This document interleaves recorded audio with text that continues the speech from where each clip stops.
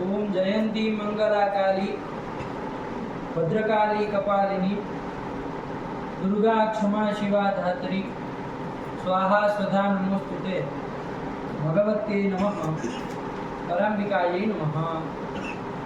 तो चलिए हम लोग आज की इस पाठ में उत्प्रेक्षा अलंकार के विषय में चर्चा करेंगे, ठीक है ना।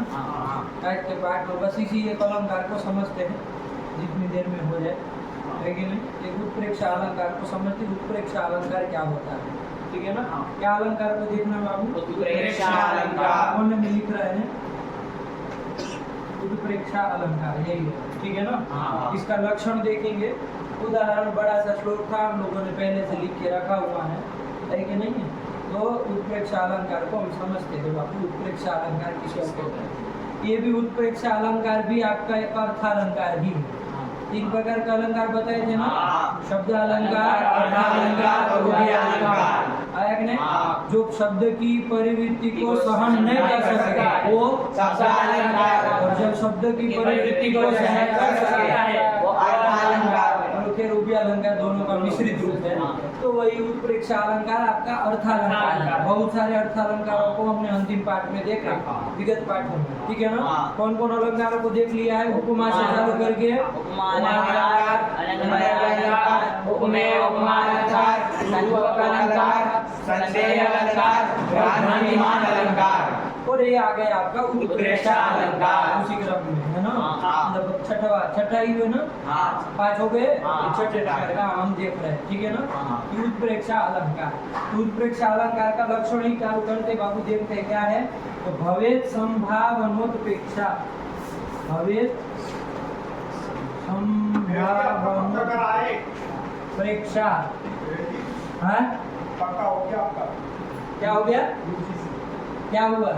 अरे वो तो इतना बदमाश था, प्रमुख सचिव आया था, हाँ। वो तो जैसे ही संस्कृत वालों का नाम आया वो अपने आप ही कहने लगा, कहने की जरूरत नहीं पड़ी। मुख्यमंत्री जी से बात हुई है, इनकी विसंगतियां हैं, हाँ। और उन्होंने कहा है क्यों है ऐसी विसंगतियां, इसे जल्दी से दूर करो। और मैंने भी कहा है, अभी भी बोल रहा हूँ तुम्हारे सामने, दूर करो, बस गोली देती। प्रकृतस्य परात्मना, ठीक है महाराज, त्रिपाठी का है। ध्यान नहीं हुआ है, लिखे बाबू। भवेत संभावनोत्प्रेक्षा प्रकृतस्य परात्मना, ये बाबू साहित्य दर्पण का आपका लक्षण है। कहाँ का है, साहित्य दर्पण का, ठीक है ना। थोड़ी सी जगह में सब समझना है, समझिए बाबू। साहित्य दर्पण जो आपका आचार्य विश्वनाथ का एक ग्रंथ है, उसी ग्रंथ में उत्प्रेक्षा अलंकार का लक्षण बताया कि उत्प्रेक्षा अलंकार किसको कहते हैं। तो लक्षण बता दिए, बोलो बाबू। भवेत संभावनोत्प्रेक्षा प्रकृतस्य परात्मना, क्या भवेत संभावनोत्प्रेक्षा प्रकृतस्य परात्मना, बस यही बात है, ठीक है ना। अब समझे थोड़ा किसको उत्प्रेक्षा करें। तो प्रकृतस्य, हम लोग बार बार प्रकृत शब्द को उपमेय अर्थ में कह रहे हैं ना, क्योंकि प्रकृत अभी उपमेय ही चल रहा है। तो प्रकृतस्य मतलब उपमेयस्य, परात्मना मतलब पर रूपेण, उपमान रूप पर कौन है, दूसरा कौन होता है, उपमान। अरे उपमेय तो प्रकृत करके ले लिया, पर मतलब दूसरा कौन हुआ, उपमान। तो उपमानात्मना यत् संभावनम, संभावना, जो संभावना है वही क्या है, उत्प्रेक्षा है, ठीक है ना, वही उत्प्रेक्षा है। प्रकृतस्य परात्मना संभावना उत्प्रेक्षा भवेत्, मतलब उत्प्रेक्षा होती है कि नहीं। कब होती है, जहाँ पर प्रकृतस्य परात्मना संभावना हो। प्रकृति की मतलब उपमेय की, परात्मना मतलब उपमानेन रूपेण संभावना की जाए। उपमान के स्वरूप बताया न जाए, ध्यान दीजिएगा। उपमान के स्वरूप बताना अलग चीज होती है, और उपमान रूपेण संभावना करना अलग चीज होता है। दृष्टांत में साफ साफ आपको हमको समझ में आएगा, है कि नहीं है। लेकिन उपमान के सदृश है, समान है, युवा आदि करके उसके सदृश है, उसके तरह है, ये कहोगे तो उपमा अलंकार हो जाएगा, है कि नहीं है। ये दूसरा अलंकार उत्प्रेक्षा अलंकार भिन्न अलंकार है। तो क्या है बाबू, तो उपमेय का उपमानेन रूपेण, उपमानात्मना संभावना, उपमान के रूप से उसकी संभावना करना, है कि नहीं है? हाँ। मानो कि ऐसा है कि उसकी तरह है। तो संभावना हुई ना, मानो कि इत्यादि शब्दों के साथ। मानो कि ऐसा है, मानो कि मुख जैसे चंद्र की तरह लग रहा है कि नहीं? मानो हमको लगा कि मुख जैसे चंद्र की तरह लग रहा था, ये संभावना की जा रही है। नहीं कह रहे कि मुख चंद्र की तरह है, हमको ऐसा मानो कि ऐसा लग रहा था, है कि नहीं? इस तरह का जहाँ पर आता है वहाँ उत्प्रेक्षा अलंकार होता है। उसका खैर उदाहरण है, हम लोग देखने ही वाले हैं अनुपदम, लेकिन इसको पहले समझ में आया। क्या बाबू? उपमेयस्य उपमानात्मना संभावना उत्प्रेक्षा भवेत्, यही तो कर लिया, ठीक है ना? पर्यायवाची शब्द बोल करके कि उपमेय की उपमानेन रूपेण संभावना, उपमान के रूप से जो संभावना नहीं है कि नहीं, है नहीं वो संभावना, तो वहाँ पर उत्प्रेक्षा अलंकार होता है। ठीक है, जैसे देखा जाए क्या कह रहे हैं, तो ये उदाहरण का श्लोक है बाबू, तो देखिए इसका भी श्लोक को एक बार बोल लो। उन्मेषं यो मम न सहते जाति वैरी निशायाम् इंदोरिंदी वरदृशा तस्य सौंदर्य दर्पः नीतः शान्तिं प्रसवमनया वक्रकान्त्येति हर्षात् लग्नामन्ये ललिततनुते पादयो परमलक्ष्मी। आया क्या? ये क्या है? हम पहले नीचे वाली लाइन को समझ ले और उत्प्रेक्षा अलंकार है इसी समझ ले, फिर पूरे श्लोक के अर्थ को समझेंगे। कभी उत्प्रेक्षा अलंकार यहाँ पर प्रस्तुत करके वो एक जो ललित तनु, ललित मतलब सुंदर है, तनु मतलब शरीर जिसका, ऐसी एक युवती है, उसके उसके लिए उसको संबोधन करके हे ललित तनु, ये संबोधन का है बाबू। क्या है? ये शब्द नहीं होता तब भी संबोधन होता है, तो वही ये देखो हमने इसलिए ऐसा चिन्ह लगाया ताकि आपको समझ में आए संबोधन है। हे ललित तनु मतलब हे सुंदर शरीर वाली ये युवती, उसको बालिका जो भी है उसको संबोधन करके कह रहा है, क्या कह रहा है कि ते मतलब तुम्हारे, तब पादयोः पद्मलक्ष्मी लग्नाः इति मन्ये, है कि नहीं है? कि हे ललित तनु, हे सुंदर शरीर वाली है युवती, ये तुम्हारे ते मतलब तब पादयोः मतलब चरणों में पद्मलक्ष्मी ही लग्नाः मन्ये, मानो कि ऐसा लग रहा है कि तुम्हारे चरणों में पद्मलक्ष्मी, पद्म मतलब जानते हैं कमल, कमल की जो लक्ष्मी है, कमल की जो श्री है, कमल की लक्ष्मी क्या होगी? जन पैसा थोड़ी ना होता है, उसके थोड़ी नहीं अकाउंट होते हैं। पद्म की लक्ष्मी क्या होती है? सौंदर्य, है कि नहीं? पद्म का लक्ष्मी मतलब पद्म का, कमल का सौंदर्य। वो मानो कि तो ते पादयो हो मतलब तुम्हारे चरणों में लगना, हाँ वो तुम्हारे चरण में लग्न हो गए, है कि संलग्न हो गए। मानो कि ऐसा प्रतीत हो रहा है कि कमल की जो लक्ष्मी है, कमल श्री है, वो तुम्हारे चरणों में लिपट सी गई, है कि नहीं? मानो कि ऐसा हमको लग रहा है कि वो कमल की सौंदर्य जो था वो तुम्हारे चरणों में लिपट गया। क्यों लिपटा है? उसके लिए 3 पंक्ति है कि नहीं? लेकिन ये समझ में आया? तो यहाँ पर क्या किया जा रहा है? कम ते पादयोः पद्मलक्ष्मी ही लग्ना, आया कि नहीं? लग्ना विसर्ग किया हुआ है क्या? लगना नहीं ना रहेगा बाबू, लगना रहेगा, विसर्ग नहीं। पद्मलक्ष्मी ही एक वचन है ना, विसर्ग नहीं है। लगना मन्ये, और आगे मन्ये भी है, वैसे भी नहीं होता है विसर्ग, ठीक हुआ? चलिए, तो क्या हुआ बाबू, ये समझ में आया? हे ललित तनु ते मतलब तब तुम्हारे पादयोः चरणयोः पद्मलक्ष्मी ही लगना मतलब संलग्ना इति मन्ये, ऐसा मुझे लगा। मानो कि ऐसा लग रहा है कि कमल श्री तुम्हारे चरणों में लिपट सके, है कि नहीं? तो देखो साफ साफ उपमा अलंकार है क्या? आप देख लीजिए, नहीं ना है? नहीं है। कौन सा अलंकार? उत्प्रेक्षा। उपमेय का परात्मना, उपमानेन रूपेण संभावना दिखाई जा रही है, उसके चरण कमल में जैसे पद्म लक्ष्मी लिपट सके, ऐसा लग रहा है कि नहीं? मतलब उसके चरण कमल की भांति मानो सुंदर दिखाई दे रहा है, उपमान संभावना की जा रही है ना, है कि नहीं ना कह रहे कि इसके चरण जो है ये पद्म की तरह है, ऐसा कुछ नहीं ना कह रहे हैं, नहीं कह रहे। बात समझ में? हाँ। उपमा अलंकार, उत्प्रेक्षा अलंकार, समझ में आया? हाँ। अब थोड़ा इसको समझे, 3 लाइन को और भी समझ ले, एक पंक्ति मुख्य पंक्ति इसको समझ करके रखना। अब प्रश्न ये आएगा कि भैया ये पद्म लक्ष्मी कहाँ है, उसके चरण कमल में चिन्ह लिपट सी गई है ना, संलग्न क्यों हो गए, क्यों चली गई, उसका कुछ कारण हो। तो कवि ने 3 पंक्तियों में बढ़िया से वर्णन किया कि भाई ऐसा ऐसा होता है। तो क्या कह रहे हैं, देखो, उन्मेषम यो मम न सहते, मम उन्मेषम यह न सहते, देखिए नहीं, कमल कह रहा है कि मेरे उन्मेष को, मतलब मेरे जो उत्कर्ष है, कमल कह रहा है कि मेरा जो उत्कर्ष है वो यह न सहते, जो सहन नहीं कर सकता। आया कि नहीं? कौन नहीं कर सकता है? और कब? निशायाम, निशा मतलब रात्रि में मेरा उत्कर्ष जो सहन नहीं कर सकता। कौन नहीं कर सकता बताओ?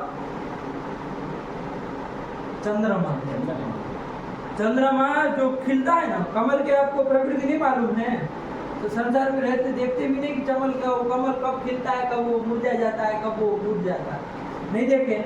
अरे जब सूर्योदय होता है ना, सूर्य का प्रकाश जब गिरता तो खिलता है कमल, और जैसे ही सूर्यास्त होता है और चंद्रमा जैसे ही उदय होता है वैसे ही कमल जो है वो सिकुड़ जाता है, ऐसा होता है। तो यहाँ पर देखो वहां से निकाला प्रकृति को देख करके, वो उस वाली परिस्थिति को अवलोकन करके वहां कमल की ओर से ये कवि कुछ कह रहा है। क्या कह रहा है कि कमल कह रहा है, कमल ध्यान दिया, उनमें समयो मम न सहते, मतलब मम मतलब मेरा, उनमें मतलब उत्कर्ष, मेरा बढ़ना, खिलना, सुंदर दिखना, वो यो न सहते, उसको जो सहन नहीं करता है।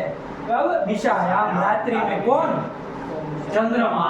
वो मेरा क्या है? जाति वैरी है, जाति वैरी है, पता नहीं उसको क्या मुझसे वैर है, लेकिन वो मेरा वो सहन नहीं कर सकता, मेरी सुंदरता को देख नहीं सकता है, ऐसा है कि नहीं है? ऐसा कमल कह रहा है। तो निशायाम जाति वैरी जो चंद्रमा है वो उनमें समयो मम न सहते, उस इंदो हो, यहाँ को कर लिया, उस इंदो हो मतलब चंद्रमा की, उस तस्य इंदो हो सौंदर्य दर्पः शांतिम नीतः, ध्यान दीजिएगा, तस्य मतलब उस चंद्रमा का जो मेरा उत्कर्ष सहन नहीं कर सकता, ऐसे उस तस्य इंदो हो मतलब चंद्रमा का, चंद्रस्य सौंदर्य दर्पः, सौंदर्य का जो उसको घमंड है ना, एक तो उसको घमंड हो रखा है कि मैं सबसे बड़ा सुंदर हूँ संसार में, उसको शांतिम नीतः, उसको शांत कर दिया। किसने शांत कर दिया? चंद्रमा के वो घमंड को कौन शांत कर दिया? तो वो जो इंदी वरदल दृशा है कि नहीं, इंदी वरदल दृशा, इंदी वर कहते हैं कमल को, उसके दल मतलब पंखुड़ियां, उनकी तरह दृश्य मतलब आंखें, जिसकी ऐसी जो युवती है वो तो रात को घूमती रहती है ना, अरे वो चंद्रमा तो वो कमल को वो कर देगा, वो तो ललित तनु जो युवती है वो तो रहेगी कि नहीं रहेगी? तो वो इंदी वरदल दृश्य जो है मतलब कमल की तरह, पंखुड़ियों की तरह जिसकी आंखें हैं, ऐसी जो ये युवती है, उसने क्या कर दिया? वो चंद्रमा के घमंड को चूर चूर कर दिया, है कि नहीं? शांतिम नीतम, बात समझ में? तस्य इंदो सौंदर्य दर्पः इंदी वरदल दृशा शांतिम नीतः, समझ में आया? आया कि नहीं? अब प्रसन्न कौन हो गया बताइए? ऐसा काम किया गया तो प्रसन्न तो ये भाई साहब हो गए ना, कौन? कमल, क्योंकि उसका शत्रु था और उसके अभिमान को यदि ये चूर चूर की है तो इसी के कारण मानो कि ऐसा लग रहा है कि वो कमल की जो लक्ष्मी हो उसके पैरों पे जाके चिपक गई। बात देखो, हमारे शत्रु के घमंड को चर्चा कर दिया, ऐसी बात बताना चाह, समझ में आया? ठीक हुआ? ये नहीं समझ में आया? तस्य इंदो सौंदर्य दर्पः इंदिवरदल दृशा शांति नीतः, और कैसे शांति नीतः? प्रसभम, प्रसभम मतलब बलात्, अर्थात है कि नहीं है? जबरदस्ती से उसको शांत कर दिया, हटाओ तुम, तुम्हारे जैसे क्या होता है कि नहीं है? वो अपना उसका सौंदर्य तो शांति नीता क्या ना, अनया वक्र कांतिया, अनया मतलब ये जो वक्र कांति, वक्र मतलब मुख, उसकी जो कांति थी है कि नहीं है? किसकी? वो युवती की जो मुख की, उसका बाला की जो वक्र कांति थी उसके द्वारा, है कि नहीं है? क्या हुआ है, सौंदर्य दर्प उसका जो था चंद्रमा का वो शांत हो गया, चूर चूर कर दिया, खंडित कर दिया। आया क्या? इसी के कारण इति हर्षा मतलब आनंद से, इसी आनंद के कारण पद्म लक्ष्मी ही ते पादयो हो लगना इति मन्ये। इसी आनंद के कारण, इसी खुशी के कारण, वाह खुश होगा ना, कमल नहीं खुश होगा, क्योंकि उसका जाति वैरी जो था चंद्रमा, उसके सौंदर्य को यदि वो उसके वक्र कांति ने, मुख के सौंदर्य ने यदि खंडित कर दिया तो वो तो खुश होना ही है। तो उसी के कारण हर्षात, तक को ल हो गया बाबू तोरनी से, में है ना, इसलिए तोरनी से ल हो गया, हर्षात पंचमी का है। तो हर्षात मतलब हर्ष के कारण लगना पद्म लक्ष्मी ही ते पादयो हो लगना इति मन्ये। ऐसा भी समझ मानो कि जैसे पद्म लक्ष्मी उसके चरणों में संलग्न हो गई, लिपट गई, ऐसा लगता है। ऐसा वो कवि पूरा वर्णन कर रहा है, समझ में आया? तो यहाँ पर पूरा पूरा कौन सा अलंकार है बाबू? उत्प्रेक्षा अलंकार है। ठीक हुआ? आया किया जा रहा है कि नहीं किया जा रहा? ठीक है ना? यहाँ पर क्या किया जा रहा है? प्रकृतस्य उपमेयस्य प्रलात्मना मतलब उपमानात्मना संभावना की जा रही है कि नहीं की जा रही है? तो यहाँ पर यही है बाबू, ठीक है ना? तो ये उत्प्रेक्षा अलंकार का ये उदाहरण हुआ। एक बार श्लोक बोल लो बाबू, समझ में आया नहीं आया आप लोगों को? हाँ पढ़ लो। उन्मेषम्यो ममनस्पते जाति वैरी निशायाम् इंदोरिन्दी वरदृशा तस्य सौंदर्य दर्पः। श्लोक बोलते समय उसका अर्थ भी अनुसंधान करते चलो। नीतः शान्तिं प्रसव मनया वक्रकान्त्येति हर्षात् लग्ना मन्ये ललिततनुते पादयो पद्मलक्ष्मी। यही है बाबू, और ये उत्प्रेक्षा अलंकार का लक्षण हुआ। हटा दे अब इसको, ठीक है ना? अब थोड़ा ये बाबू हमको विचार करना है बाबू कि अब हम अंतर करें थोड़ा अलंकारों के विषय में, थोड़ा हमको अंतर पता होना चाहिए। इसको हटा देते हैं फिर चर्चा कर देते। इसको लिख लिए आप लोग, ठीक हुआ? एक बार लक्षण बोल लो उत्प्रेक्षा का बाबू। प्रेक्षा प्रकृतस्य परात्मना। यही बन गया, प्रकृतस्य परात्मना। ठीक हुआ? ठीक चलिए। अब देखो बाबू, हमारे अलंकार जो गए बाबू, कौन देखा? उपमा है कि नहीं? उसके अलावा कौन कौन देखा है? अनन्वय, फिर उपमेयोपमा, रूपक, और संदेह और भ्रांतिमान तो खेल अलग ही थे, उसमें तो अलग ही थे। फिर ये कौन आया अभी? उत्प्रेक्षा। ये सब में अंतर देखना है बाबू, इसका इसके साथ, इसका इसका इसका, ये सबसे उपमा का क्या अंतर है ये थोड़ा स्पष्ट होना चाहिए, है कि नहीं? ताकि कहीं पर आए और हम खिचड़ी पका दें, ऐसा काम ना हो जाए, है कि नहीं है? उपमा से अनन्वय में क्या अंतर, उपमा से उपमेयोपमा में क्या अंतर, उपमा से रूपक में क्या अंतर, उपमा से उत्प्रेक्षा में क्या अंतर, है कि नहीं? ये देखना पड़ेगा ना, ताकि वो सांकर्य हम दिमाग में चलने लगे कि भाई पता चला उपमा था और आपने कुछ कह दिया, उपमा था उत्प्रेक्षा कह दी, उत्प्रेक्षा थी उपमा कह दी, ऐसा ना हो जाए, इसको ध्यान रखना। तो इसको भेद समझना, हमको अंतर समझना है कि नहीं है? क्योंकि सब तो बराबर, सब में कुछ न कुछ ऐसी ही बातें की जा रही है ना कि इसकी तरह है, इसकी तरह है, तुल्यता बताई जा रही है, उपमेय और उपमान सब जगह कहीं न कहीं रह रहे हैं, सब में तो यही चल रहा है। ये सब वो संदेह और भ्रांतिमान तो अलग ही है बाबू, उसका जो कोई अंतर करने का मतलब ही वो तो अलग ही था। अरे भ्रांतिमान और संदेह तो अलग ही था ना, पूरा का पूरा संदेह होना, है कि नहीं? और भ्रांतिमान वाला जो था अतस्मिन् तद्बुद्धि, वो तो अलग ही, वो तो साफ साफ अलग दिखेगा। लेकिन इनमें थोड़ा आदमी को समस्या हो सकती है कि उपमा के साथ क्या अंतर है, ठीक हुआ? तो इसको थोड़ा समझे। तो अंतर कैसे समझेंगे बाबू? तो लक्षण से ही समझेंगे, लक्षण के अलावा कोई गति नहीं, है कि लक्षण देखो और अंतर करो, ठीक हुआ? तो उपमा है बाबू, उपमा में क्या? उपमा और अनन्वय में सबसे पहले देखे तो क्या अंतर होता है उपमा और अनन्वय में? उपमा में और अनन्वय में क्या अंतर होता है? उपमा का लक्षण क्या बोले हैं? साम्यं वाच्यं अवैधर्म्यं वाक्यैक्ये उपमा द्वयोः पदार्थयोः साम्यं उपमा, ये कहे कि नहीं है? अनन्वय का क्या कहे? उसका भी लक्षण देख ले।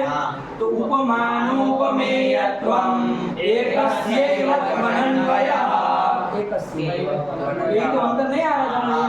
कि इसमें उपमा में उपमान और उपमेय दो होते हैं, अलग अलग होते हैं, द्वयो हो का।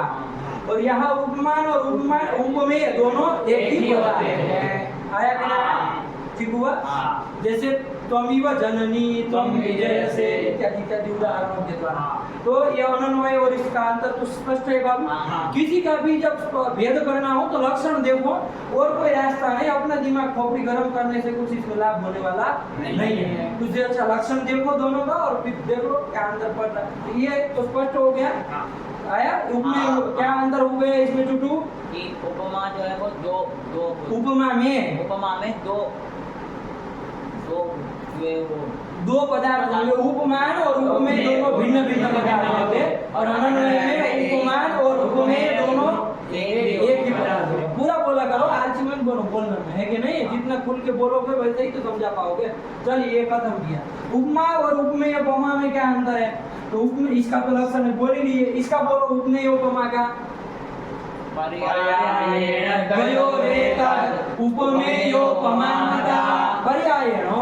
मतलब बारी बारी से क्रमेण द्वयो मतलब दोनों की परस्पर में उपमेय और उपमान बनना। ऐसा जहाँ पर होता वहाँ उपमेय। जैसे कमलेव मतिरिव कमला, था कि नहीं? तो क्या अंतर है ये उपमा और उपमेय उपमा में? क्या अंतर होगा? क्या अंतर होगा बताओ आप। अरे सीधा सीधा तो ये देखो, उपमा में क्या होता है? वाक्य के उपमा द्वयो, एक ही वाक्य होता है, इसमें दो वाक्य, इसमें दो वाक्य थे। मतिरिव कमला कमलेव मतिरिव। आया कि नहीं आया? बात समझ में आया? और उपमा में वो नहीं होता है, वो बारी बारी से उपमेय फिर उपमान नहीं बनता है, ये भी तो है। और उसमें तो उपमेय फिर उपमान बन रहा है। आया ना? और पहले वाला जो उपमान था वो फिर उपमेय बन रहा है। ऐसा तो ये तो साफ साफ अंतर है, कोई इसमें दिक्कत वाली बात नहीं। तो ये भी अंतर हो गया। आया गया? वैसे वो वाक्य द्वय वाला भी ध्यान रखे तो भी हो जाए, सब भेद आप कर सकते हो गया। फिर उपमा और रूपक में अंतर करे बाबू। उपमा और रूपक में क्या अंतर है फिर? उपमा और रूपक में तो रूपक का लक्षण बोलो समझ में आए। रूपकम अभेदो या उपमानोपमेयो हो। आया क्या? कि तद्रूपकम वो रूपक है। कौन रूपक है भाई? तो उपमानोपमेयो हो यह अभेद। उपमान और उपमेय का जो अभेद है कि नहीं, भेदा भाव दोनों का भेद जहाँ न रह जाए, आया कि नहीं, वहाँ पर रूपक होता है। ये तो स्पष्ट है भाई, इसमें ऐसा नहीं होता। यहाँ तो दोनों का भेद साफ साफ मालूम पड़ता है, क्योंकि हम कहते हैं कि चंद्र की तरह मुख है कि नहीं है? हम कहते हैं चंद्र की तरह मुख है सुंदर। तो इस तरह से इसमें तो अलग अलग साफ साफ, इसमें ऐसा नहीं रह जाएगा। यहाँ तो मुख चंद्र है, यहाँ तो अभेद हो जाएगा। तो ये दोनों में भी भेद कर लेंगे, रूपक के साथ भी कोई दिक्कत नहीं। अब उपमा का उत्प्रेक्षा के साथ जो कि आज हम पढ़े उसके साथ भी अंतर समझ ले। तो अंतर क्या है बाबू? तो यहाँ पर उत्प्रेक्षा का अलंकार का लक्षण तो लिखा ही है। भवेत् संभावनोत्प्रेक्षा प्रकृतस्य परात्मना। है कि नहीं?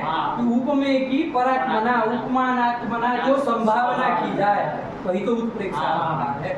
ठीक हुआ? वही क्या है बाबू? उत्प्रेक्षा। दोनों में क्या अंतर है फिर उपमा और उत्प्रेक्षा में?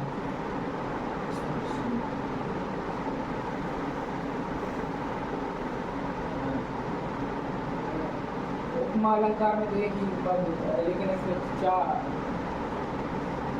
ठीक है, ये चार इससे कुछ नहीं फर्क पड़ता। वो तो उसका भी श्लोक हम पूरा देखेंगे, सबके उदाहरण तो बड़े बड़े श्लोक निकलेंगे। वो तो हम जितना काम का था उतने हम उसका लक्षण ले रहे थे।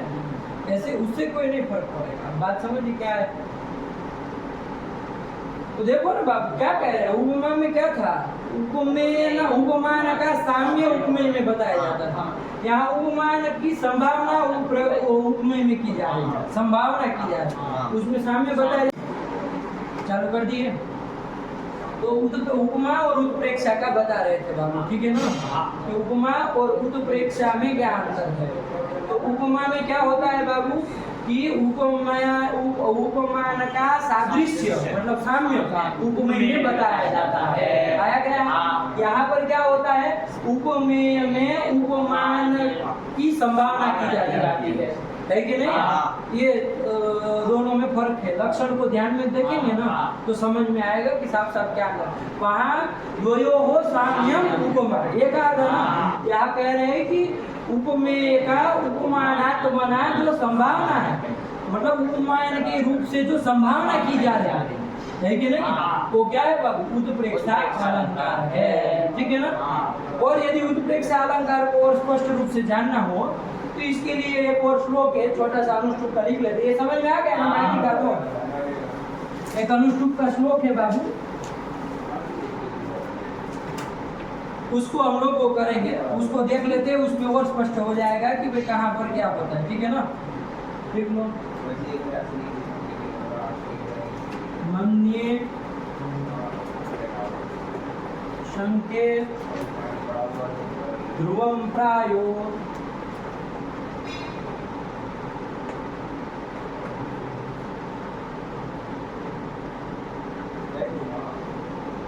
नूनमित्येवमादयः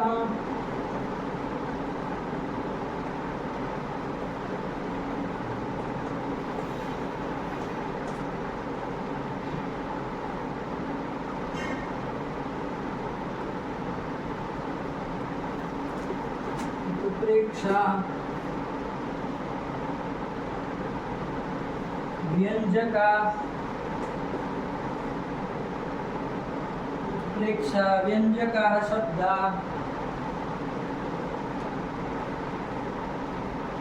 इव शब्दोऽपि तादृशः। बस इतना तो छोटा सा श्लोक है, स्पष्ट है।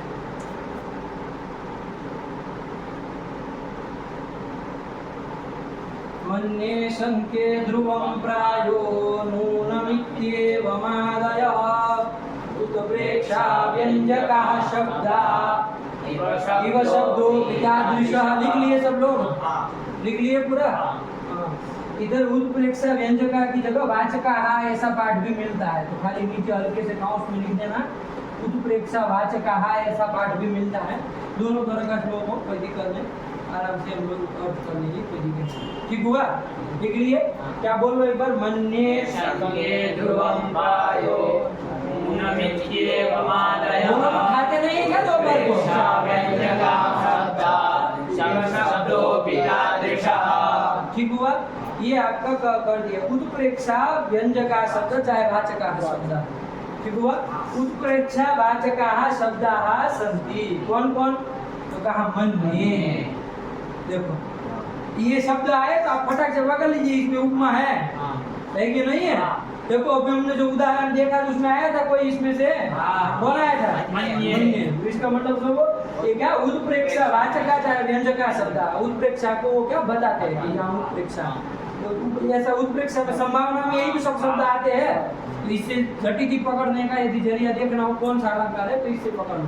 तो मन्ये एक शब्द हो गया, मानो कि शंके है कि नहीं, ये शब्द हो गया। ध्रुवम मतलब निश्चित ही ऐसा है, ऐसा करके। फिर प्रायः, ये आगे प्रायः मुख जो हो कमल की ऐसे करके शायद नूनम इत्येवम आदयः इत्यादि और भी रह सकते हैं, लेकिन मुख्य रूप से इन्हीं में से हो गया। आया कि नहीं?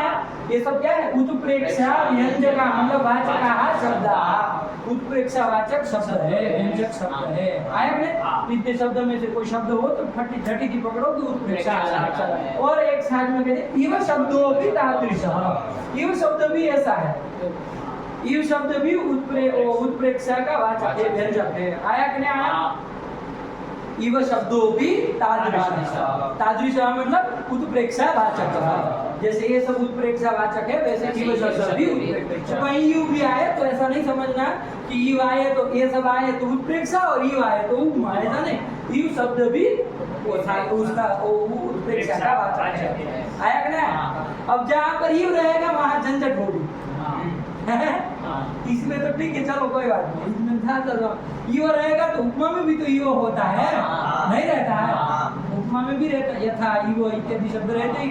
ईव जहाँ रहेगा वहाँ झंझट होगी, तो कोई झंझट नहीं बाबू। आपको लक्षण ध्यान देना है मुख्य रूप से तो कि भाई क्या किया जा रहा है।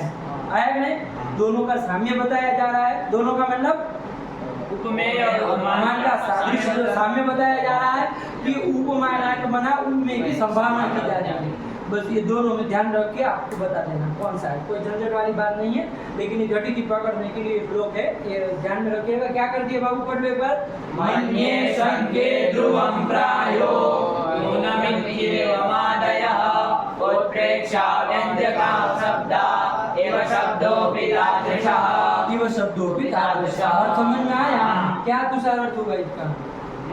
मन्य मन्य कहाँ है? मन्ये शंके ध्रुवं प्रायः नूनम इत्यादि जो शब्द है वो उत्प्रेक्षा के वाचक है या व्यंजक है। आया कि नहीं? इव शब्दों भी तादृशः मतलब इव शब्द भी उत्प्रेक्षा का वाचक है। बस यही तो हो गया ना, तो क्या चाहिए? हो गया। तो बस ये श्लोक ध्यान में रखना तो स्पष्ट हो जाएगा कि भाई कहाँ पर क्या है। इव शब्द में भी घबराहट नहीं है, लेकिन नहीं है तो इव आया तो अब क्या करें, अब इव तो ये भी होता है वो भी होता है, तो आप लक्षण देखिए, लक्षण से अंतर करिए, लक्षण के उससे कोई बड़ा नहीं। ठीक चलिए। लेकिन ये मन्य प्रायो नूनम ध्रुवम ये सब हो ना हो, अब फटाक से कर दिया करो, उसको फिर कोई शंका का स्थान ही नहीं, क्योंकि साफ साफ समझ में आएगा कि वो संभावना की जा रही है। ठीक हुआ, चलिए कर लिए। अब इसके थोड़े भेद प्रभेद की चर्चा करें हल्के फुल्के। वैसे तो आपके साहित्य दर्पण में इसके कितने भेद बताए बाबू? 32 भेद बताए। कितने? उत्प्रेक्षा के 32 भेद लिख रहे हैं ना, इसको थोड़ा ध्यान रखना। कितने? 32 मतलब 32। संस्कृत में यदि 32 को क्या कहेंगे? 32। 32 भेद बताए। किसके? उत्प्रेक्षा अलंकार के। चल रहा है ना बाबू, ये चल रहा है ना? हाँ चलो। तो 32 भेद बताए, लेकिन हमको अभी 32 भेदों को नहीं जानना है, लेकिन हल्के फुल्के शुरुआत के जो 2 भेद है उसको तो जान ही लेना चाहिए, लेकिन नहीं है जब उत्प्रेक्षा की चर्चा कर रहे हैं। तो साहित्य दर्पण का लक्षण है ये, क्या है बोलो? भवेत् संभावनोत्प्रेक्षा प्रकृतस्य परात्मना। जस्ट उसी के बाद तुरंत वो भेद भवेद वाली पंक्ति लिख दी है और नीचे ही लिख दे रहे हैं ताकि उसके साथ पूरा श्लोक की तरह बन जाए। आया क्या? क्या कर दिया? वाच्या प्रतीयमाना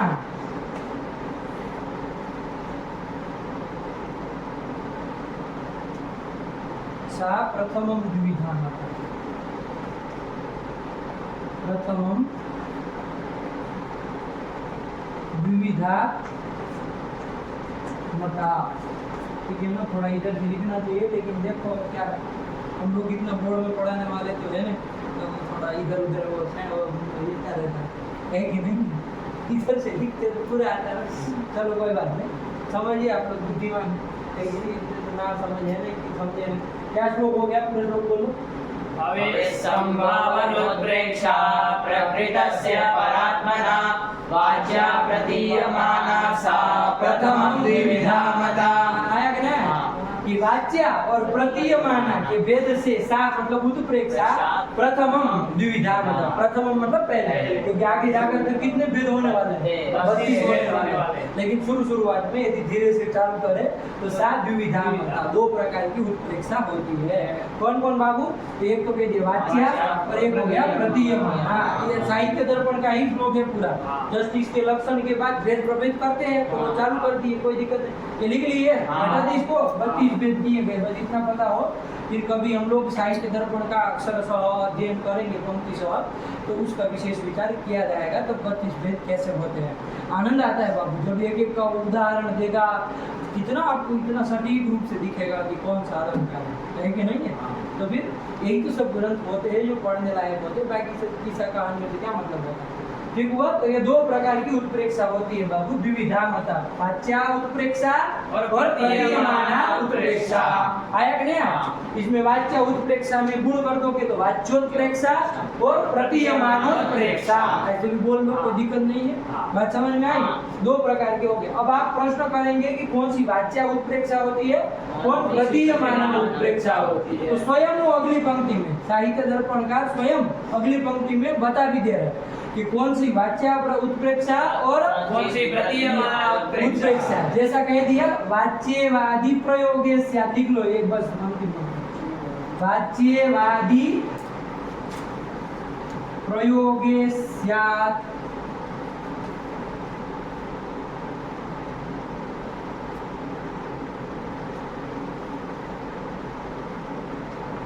अप्रयोगे परा पुनः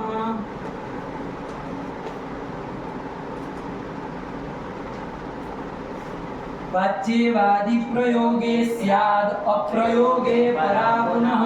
बस दोनों का बता दीजिए, एक ही की श्लोक की भक्ति में सब बता देते हैं। क्या कर दिए बाबू कि भाई वाच्या उत्प्रेक्षा कब होती है, तो कहा वाच्या, यहाँ संधि विच्छेद करो, वाच्या आगे क्या निकालेंगे इसमें, आगे क्या निकालेंगे, तो वाच्य हो गया होगा इवादी, आया क्या? तो वाच्या कब होती है, इवादी प्रयोगे स्यात्, इवादी का जहाँ पर प्रयोग किया गया हो वहाँ तो समझो कौन सी उत्प्रेक्षा है, वाच्योत्प्रेक्षा। इवादी आदि से कौन शब्द लेंगे, कोई शब्द लिखे थे, मन्ये संके ध्रुवम प्रायो नूनम, ये हाँ। आया कि नहीं, मन्ये संके प्राय ध्रुवम नूनम इव इत्यादि ये शब्दों का यदि प्रयोग किया गया हो तो वहाँ पर उत्प्रेक्षा हो तो कौन सी उत्प्रेक्षा होगी, वाच्योत्प्रेक्षा होगी। वाच्या उत्प्रेक्षा, स्त्रीलिंग में वाच्य वाच्य क्या कर रहे हैं, वाच्या उत्प्रेक्षा होगी, आया कि नहीं, हाँ। क्योंकि वाच्य है ना, साफ साफ शब्दों के द्वारा वाच्य है, इवादी शब्दों के द्वारा वाच्य है। और अवाच्य अप्रतीयमाना कहाँ होगी, ये प्रश्न होगा कि नहीं होगा, तो कहा अप्रयोगे परा पुनः, परा मतलब द्वितीय, मतलब प्रतीयमाना जो है वो कब होगी, अप्रयोग, किसके अप्रयोग है, वाच्यादि के अप्रयोग। वाच्यादि क्या, वाच्यादि, वाच्यादि का क्या अप्रयोग, किसके अप्रयोग है, इवादी के अप्रयोग है।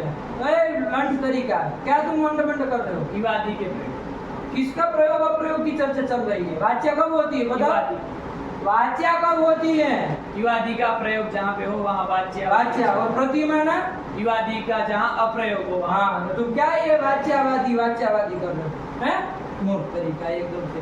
अरे इतना सरल चीज है, इसमें नहीं समझ में आ रहा, उठपटांग बोलना, जन्म सिद्ध अधिकार, जन्म पैदा हुआ है। इवादी प्रयोग है, इवादी का जहाँ प्रयोग हो वहाँ पर तो कौन उत्प्रेक्षा, वाच्यात्प्रेक्षा हो। और जहाँ इवादी का अप्रयोग है, मतलब जहाँ पर प्रयोग न हुआ है कि नहीं, वहाँ पर प्रतीयमाना उत्प्रेक्षा, ठीक हो, क्योंकि वहाँ तो प्रतिमान होगी ना, वहाँ तो आपको देखना पड़ेगा हो रही है कि नहीं हो रही, कैसी हो रही है, आएगा वो प्रतिमान है, यहाँ तो साफ साफ वाच्य उत्प्रेक्षा होगी।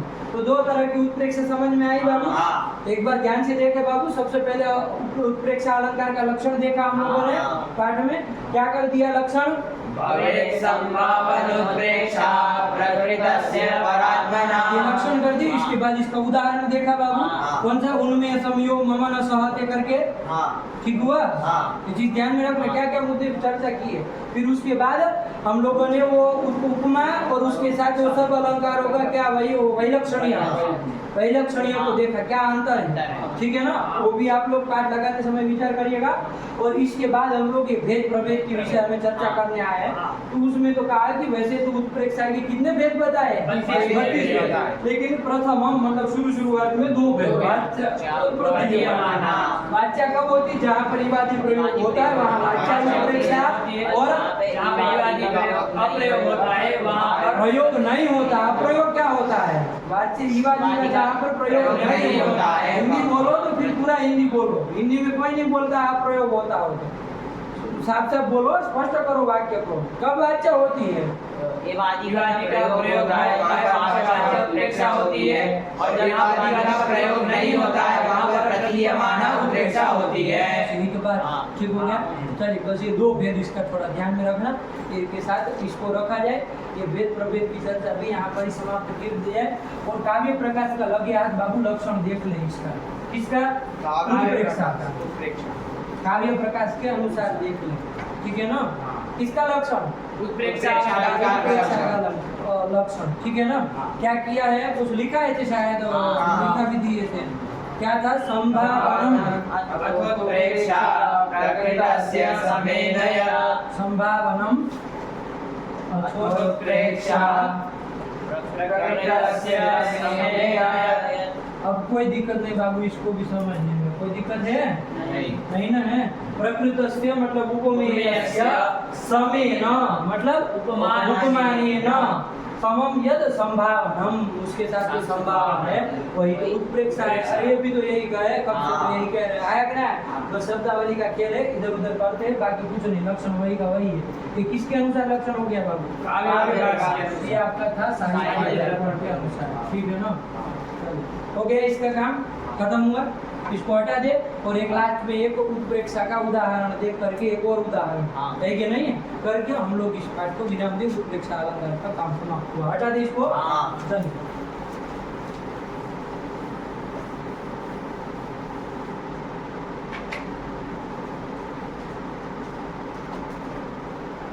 एक कौन सा वाला हमने उदाहरण देखा बाबू? एक तो देखा था ना उदाहरण उत्प्रेक्षा का, कौन सा वाला? अच्छा वो वाला, उनमें से वाला देखे ना। ये लिख लो, रावणस्य रामास्तु, ये छोटा सा श्लोक है उसमें, रावणस्य रावणस्यापि रामास्तु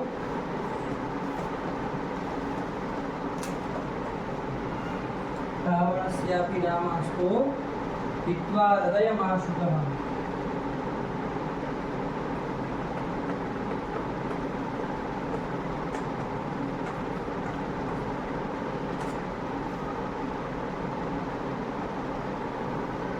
विवेश भुवमाख्यात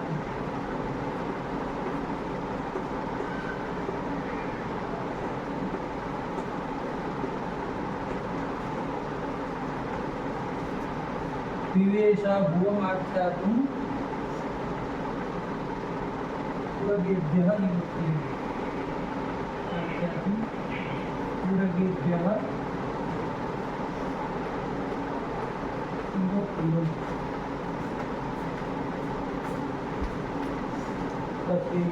अनुष्टुप श्लोक है छोटा सा।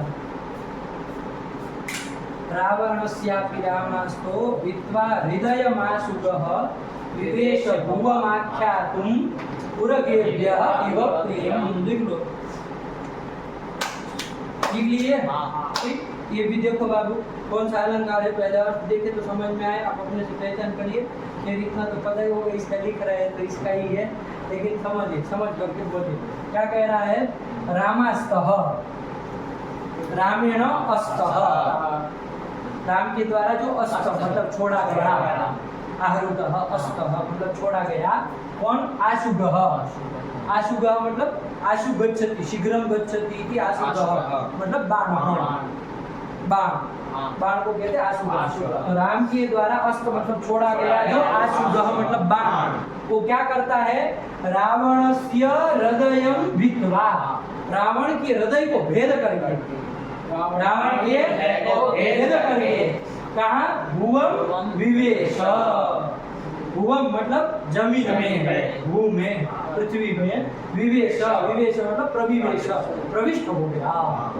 आया कि नहीं? इस घटना हुई जब भगवान राम ने अपना बाण चलाया, है कि नहीं है वो, और जो उसका वो हृदय को चीर करके क्या हुआ, वो बाण जो है भुवम विवेश जमीन में प्रविष्ट हो गया, भूमि में प्रविष्ट हो गया, है कि नहीं? ये कहाँ का श्लोक है? ये कालिदास का श्लोक है, रघुवंश का। इसका संदर्भ लिखिएगा, ध्यान रखिएगा कौन आदमी लिख रहा है। रघुवंश का है बाबू, कालिदास लिख, कालिदास का ग्रंथ है ना रघुवंश, उसका ये श्लोक है।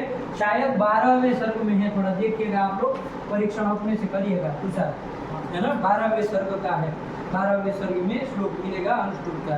देखिए कालिदास की लेखनी क्या काम करती है कि नहीं है। तो रावण ये क्या हुआ? राम के द्वारा अस्त मतलब छोड़ा गया जो आशुगः है मतलब बाण है, वो रावणस्य हृदयं भित्वा, रावण के हृदय को भेद करके भुवम विवेश, भूमि में प्रविष्ट हो गया, है कि नहीं? हृदय ये हार्ट यहाँ इतने अवधि में क्या कह रहे? उरगेभ्यः प्रियम आख्यातुमिव, मानो कि वो जैसे उरग मतलब सांपों को एक प्रिय समाचार, सुख समाचार देने के लिए जैसे गया हो, वैसे ये यहाँ कह रहे है कि नहीं है? क्या? उरगेभ्यः, उरग कहते सांप को, उरग कहते ना सांप को, तो उरगेभ्यः मतलब सर्पेभ्यः प्रियम आख्यातुमिव,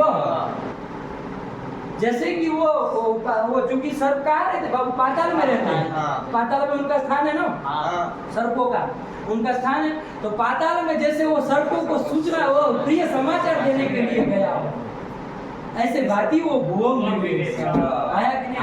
हालांकि ऐसा होता नहीं, अरे वो बाण है, वो कहाँ सूचना क्या देगा, सूचना आया कि नहीं? लेकिन एक कवि की कल्पना देखो क्या कहना चाहता कि रावण के हृदय को भेद करके वो बाण भूमि में प्रविष्ट हुआ, माना कि लग रहा था कि वो वहां पाताल में वो उरग सर्पों को सूचना देने जा रहा था कि भाई देखो हमने मार के आ रहा हूँ, है कि नहीं है? एक प्रिय समाचार देने के लिए इसके साथ वो बहुत बड़ी सूचना भी दे रहे हैं, क्योंकि ये ध्यान रखिएगा क्यों ऐसा कह रहे हैं, उरग को ही क्यों पकड़ रहे हैं, क्योंकि उरग मतलब सर्पों की एक कन्या थी जिसका रावण ने हरण कर लिया था। उसकी कथा कहानी अब लंबी चौड़ी नहीं करेंगे, लेकिन रावण ने क्या कर लिया था बाबू, सर्पों की कन्या का हरण कर लिया था, उसको भी दुश्मनी थी। तो वो जैसे बाण उनको सुख समाचार देने जा रहा हो कि देखो मैं रावण को मार के आ रहा हूँ, है कि नहीं है? इस तरह से वो जमीन में प्रवेश हो। तो कौन सा अलंकार है देखो यहाँ पर, है कि नहीं है? उत्प्रेक्षा अलंकार है कि नहीं? वो भुवम मतलब जमीन में वो प्रविष्ट हुआ, है कि नहीं है? तो और ये बात बताओ पहले आप लोग, उत्प्रेक्षा दो प्रकार की बताइए, वाच्या और प्रतिमान, उसमें से कौन सी है? वाच्या है, क्योंकि वो का प्रयोग किया है बाबू, ये भी समझ करके रखना। वो जो उनमें समयो ममना सहते वाला था वो कैसी उत्प्रेक्षा थी? उसमें भी मन्य शब्द का प्रयोग, समझ में आया? बस इतना तो पता होना ही चाहिए, और रिवादी का प्रयोग न हुआ हो, प्रतिमाना हो, ठीक हुआ? चलिए, लेकिन ये समझ में आया, वो भुवम विवेश, वो जो बाण था वो जमीन में प्रविष्ट हुआ, है कि नहीं?